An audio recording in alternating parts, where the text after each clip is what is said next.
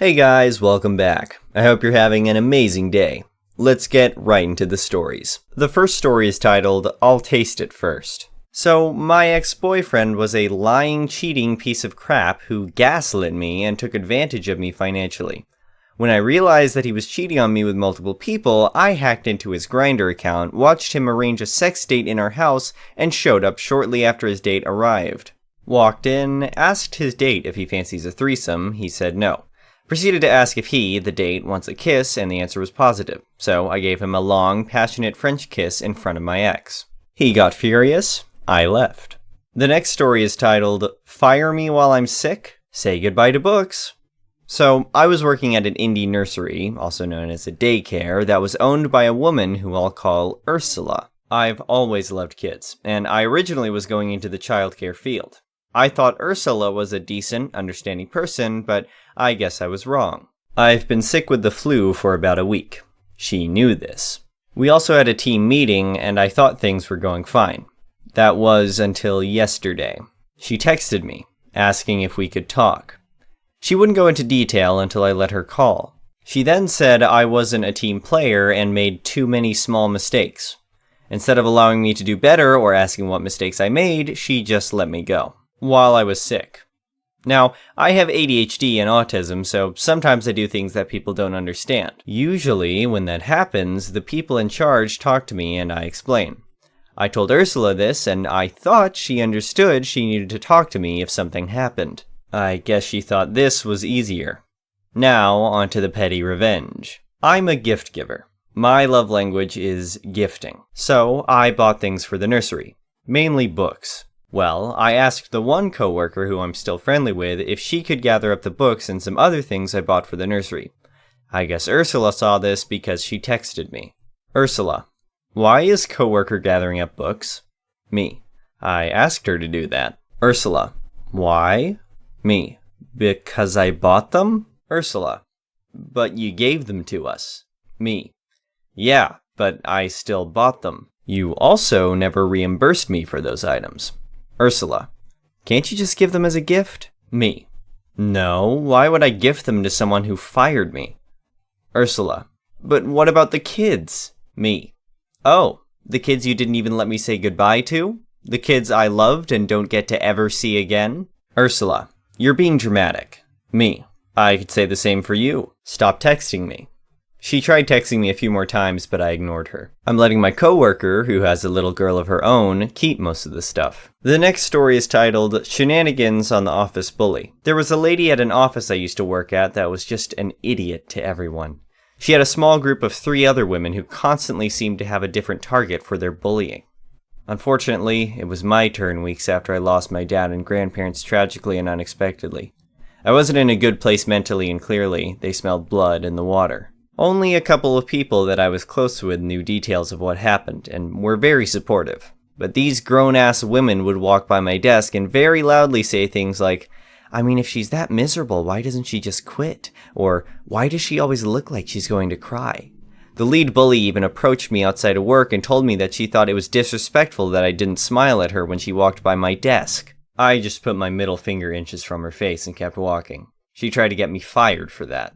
Anyway, the friends that I had there were pissed at the way they were treating me, but the HBIC worked for one of the big partners and was close to the office manager. No point in complaining to anyone. So, we hatched a plan to make the lead bully go crazy. We enlisted the help of several others who had a sense of humor and couldn't stand her and them. It's stupid really, but it was hilarious to us. We all made it a point when we were near her to sniff the air and make a face that something smelled bad. Sometimes give her a subtle look like it was her that smelled. The mail guy asked her if she smelled something when she dropped off papers to be scanned. We anonymously left an air freshener on a filing cabinet across from her desk. Little things like that. We kept it up for months, even after I left the job, and would enlist other people when the opportunity arose. We started noticing her smelling her armpits when she thought no one was looking, spraying perfume when she went to the ladies' room, keeping scented lotions on her desk, and maybe unrelated, but she took a day off to go to the doctor. I know it was just small, petty revenge, but it was fun getting in her head like that. The next story is titled, Don't Block My Car In. So, my wife and I live in an old Victorian-style house in a college town split into 2 apartments. our 2-bedroom downstairs and a 4-bedroom upstairs. The first year, it was occupied by nursing students, who were great.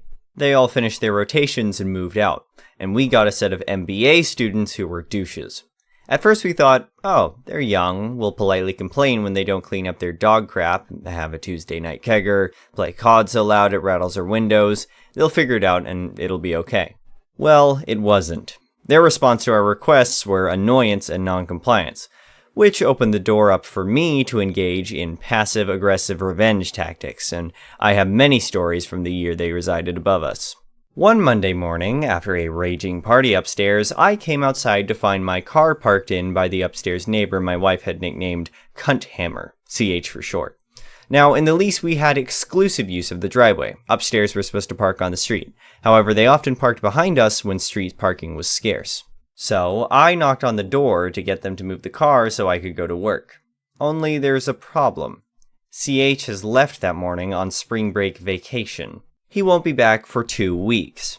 After I had recovered from contemplating exactly how much of a syphilis-ridden wanksock of a human being you would have to be to illegally park in your downstairs neighbor and then leave for 2 weeks, I rang the non-emergency police line and explained my situation. They tried to contact CH to no avail, so my legal recourse was to have the car towed to a legal vacant spot on the street at my own expense, which, given I had to go to work, was what I would have to do. While I was waiting for the tow truck, I hatched a mature and a juvenile revenge plan. Juvenile plan first. I got a bottle of DOT3 brake fluid and a rag out, and utilizing the extent of my artistic abilities, painted a big old cock and balls on the hood with a pew of pee going over the roof, and left it to bake in. The mature part of the plan came to fruition when the tow truck arrived. Our city has a penchant for street sweeping and tows cars enthusiastically when doing so. They had just put up signs down one side of our street notifying that they would be sweeping in 4 days. I reserved a spot that side of the road for CH's car and had the driver put it there. I let him in on the plan as he was contracted to tow cars for the city that day. He giggled a lot at my slowly emerging cock and balls artwork and said he'd try and pick up CH's car early, knowing that if he was away for 2 weeks, his company would be able to rack up a nice storage fee. The day came, and the tow driver who moved the car came straight to CH's car and towed it. I had dropped a note in CH's letterbox explaining, without being rude, that he had parked me in and I had to have his car moved at my expense so I could go to work. Cue him coming back and furiously pounding on my door. "Where's my ducking car?" he demanded. I explained I had moved it to the other side of the street into a legal car space because neither the police nor I could contact him. The city had swept the street last Thursday. They had towed it. He'd need to call the city. He stormed off, furious, only to return a few hours later. Apparently the combination of the city's fine, the tow fee, and 10 days storage totaled over $1,000. And his car had been hilariously vandalized at the tow yard. He demanded I pay. I politely declined, suggesting that he might try small claims court if he could demonstrate I'd done anything I was liable for. He never took me up on the offer. The artwork had come out great. The car had been left in the rain, so the giant prick on the hood of his beat-up Civic had rusted in. Apparently, it even earned him the nickname Prick Wheels in class. The next story is titled Revenge for a Nightmare Year. When I, 27M, was 18 years old, I was a cook at a pub. I worked with this 30-year-old man who was also a cook. He used to bully me a lot. He was the new cook who was quick to condescend me, make fun, and just wasn't nice to me. And only me. He treated everyone else respectfully. I worked with him for a year, and every day was the same. I started dreading going in. He would brag a lot about his Japanese imported knife, and he got me to clean it for him. I ended up dropping it by accident, and he blew up at me, calling me names, and harassed me more than usual for the rest of the day. He also bragged about his Volkswagen Bug. He loved that bug. I talked to my boss about him, so he scheduled us to not work together. I worked morning shift and he worked the night shift. I couldn't completely get away from him because we had to work together when transitioning from morning to night shift. One day, I was just ending my morning shift and he was starting his night shift. Before I was leaving, he pretended to stab me with his knife. I was shocked and told him not to do that. He laughed at me and thought it was funny. I got mad. That was the last straw. When I got home, my mom and her boyfriend knew I was mad, and they asked what happened. I told them, and my mom's boyfriend had the idea to grab dog poo from the backyard and smear it on his Volkswagen door handle and vents. In a fit of rage, I was willing to do anything to get a little revenge for the past year. At the time, the idea sounded brilliant. So, I grabbed a plastic bag, picked up the poop, and drove to his car. I smeared his door handles and vents and took off back home. The next day, everybody at work heard the story and asked if it was me. I denied everything, and nobody could prove it was me. He left me alone after that, and I quit shortly after. The next story is titled, Stop Browsing Porn. Back in the late 90s, I worked for a small construction company as the office manager. My background was as a computer programmer, and this was the job I had when I finished school. The owner of the company hired his son to be the company's safety officer. A very non-strenuous job if everything was being done properly, and as far as safety went, he was good at it. But most of the time he spent sitting in his office browsing the internet, or, in his case, porn. I knew it, his father knew it, and the vice president knew it, but nothing was said beyond my comments that those sites were loaded with viruses. Cue maliciousness. One day, the safety officer went to a job site, leaving his computer up, and signed in. My chance. I went into his office and took a screenshot of his computer desktop, moved his start button to the side of the screen, and setting it to hide. Set his background image to a blank screen, and turned off his icons. Then set back to see what would happen. He came back to the office, sat down to play a game of solitaire, and panic ensued. I let him worry over it for 10 to 15 minutes before I came in, looked over things, and proceeded to read him the riot act over how he had been told multiple times about going to those sites, especially on his work laptop. About that time, his father, the company owner, who was in on my scheme, asked what was wrong. I angrily explained that his son had gotten the ID10T virus by surfing porn sites, to which Dad read his son the riot act. We let him stew for a couple of hours while I worked on his laptop, played solitaire, occasionally muttering loudly what a dumbass he was, couldn't follow instructions, etc. Finally, I brought his laptop back to him, saying his system was toast, to which his father replied that it was coming out of his pay.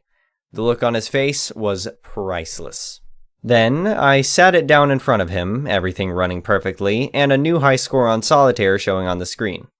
I miss working there. Unfortunately, the owner sold the company to a third-party management firm that ran it into the ground and sold everything it could and shut the company down. The last story is titled, Can I Get Some Love from This Sub for This One? Hi guys, I'm a teacher and times are tough for us.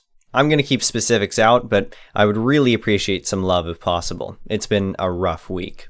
A few years ago, my teaching department, 4 including me, kind of ganged up on me.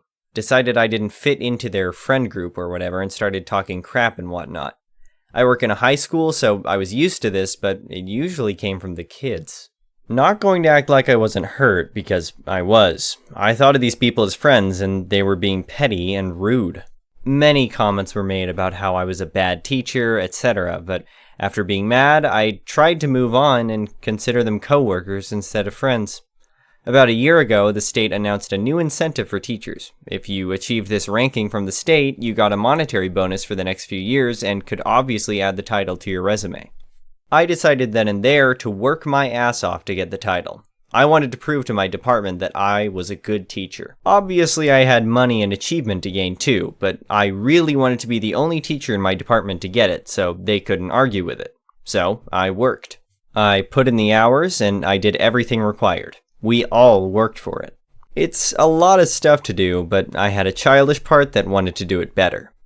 Anyway, the rankings came out today. I scored highest in my department, and only one other one got the bonus. The 2 that ran their mouths the most about me, they got nothing. Obviously, they are now pissed and saying that the system is screwed up and yada yada yada. I know it's not so much revenge, maybe, but I did it, and they didn't. Today, I won. I hope you all get your win too. Thank you for watching. I would really appreciate it if you could like the video and subscribe to our channel if you haven't already. We'll see you again tomorrow.